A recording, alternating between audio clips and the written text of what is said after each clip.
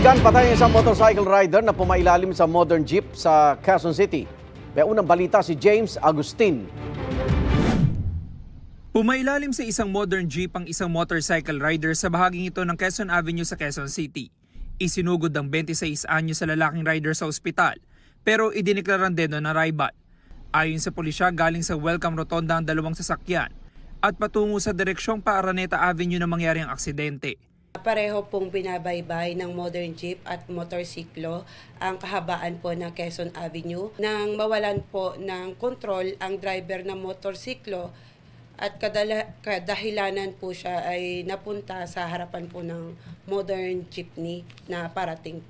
Inalam pa raw ng pulisya kung bakit nawalan ng kontrol ang rider. Nakipag-areglo na rin daw ang kaanak ng rider sa 48 anyo sa driver ng modern jeep. Ang dalawang panig po ay nagkaroon ng pag-uusap at nagkasundo po na ang modern jeep ay tutulong sa hospital at burial assistance po ng namatayan. Ito ang unang balita. James Agustin para sa GMA Integrated News. Igan, mauna ka sa mga balita, mag-subscribe na sa GMA Integrated News sa YouTube para sa iba't ibang ulat sa ating bansa.